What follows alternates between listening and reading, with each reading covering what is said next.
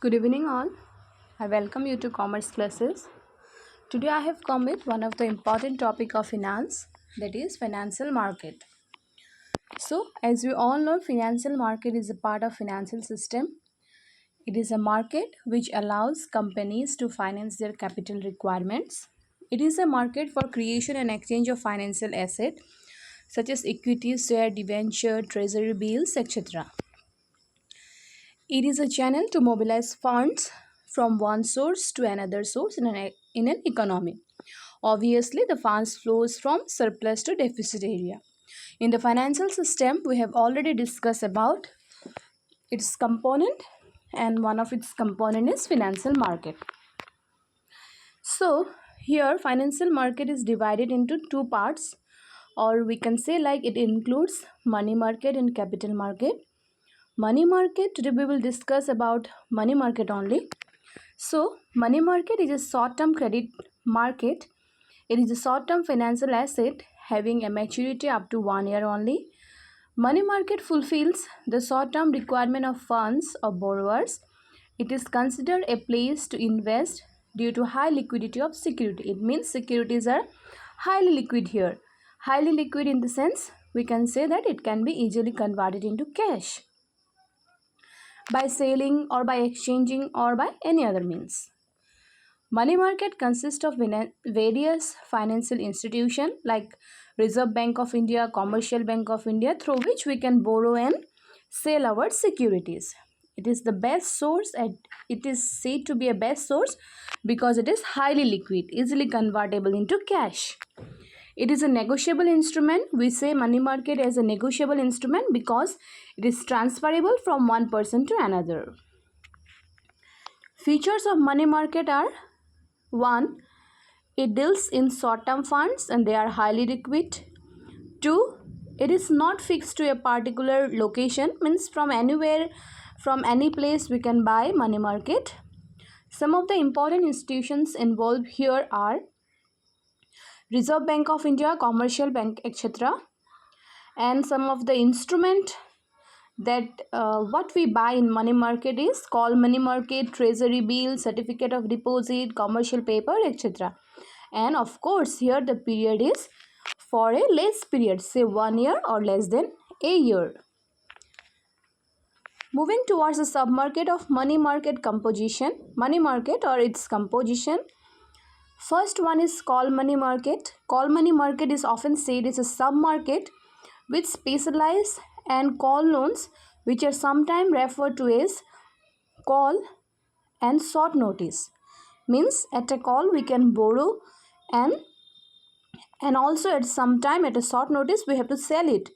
Here length is often for a period of 7 days. Number B is acceptance market. This market specialize in the acceptance of bills of exchange on behalf of customer. On behalf of customer, acceptance market sell or buy securities. So what we say about acceptance market means, then we can take the example of commercial bank. Commercial bank on behalf of customer buys and sells securities. So commercial bank is an acceptance market. It also accepts bills of exchange on behalf of customer. Both inland and foreign means the bill of outside country are accepted by the acceptance market, and it specially deals in foreign bill. Number 3 is a bill market. Bill market is also a submarket which specialize in discounting of short-term commercial bill. And number D is collateral loan market. This is specialized in granting of short-term and loan securities. Collateral securities means like in our common language we say like suppose you are borrowing fund from Mr. A, and if you cannot pay the amount to Mr. A, Mr. C will pay the amount to Mr. A. So it is called collateral, means in case if I cannot pay the amount to you, somebody else will pay the amount to you. So such loans are usually granted by commercial bank to stock exchange dealer, etc. Now moving towards the institution of institution of money market. Money market deals in various institution like commercial bank. Commercial bank is the backbone of money market. Commercial bank often deal in short term fund for financing trade and commerce, and it deals in short term or for a short period. Number 2 is central bank. Central bank is the apex monitoring institution of the nation. What it does is that it controls and guide all other institutions that are participating in money market. So say like central bank looks after the commercial bank, the government, bills broker, NBFCs, etc.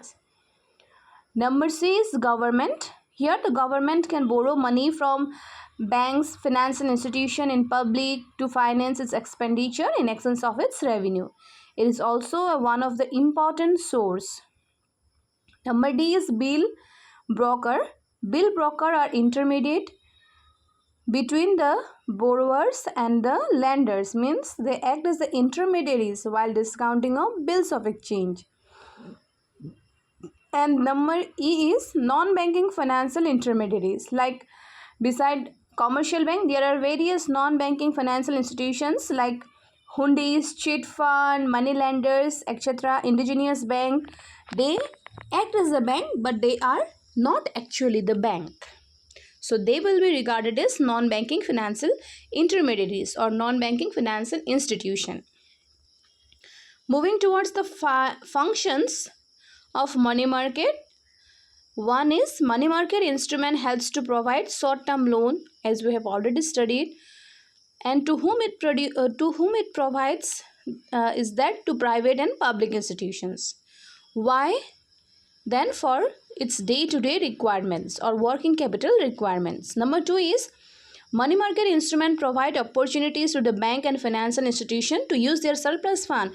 When the money market has excess of their fund, to earn some profit, they allow some other banks to use their money.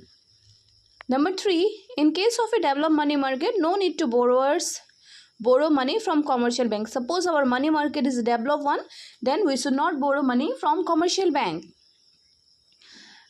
And number 5 is apart from encouraging savings, it's when we talk about money market, it also build a habit of savings among the people.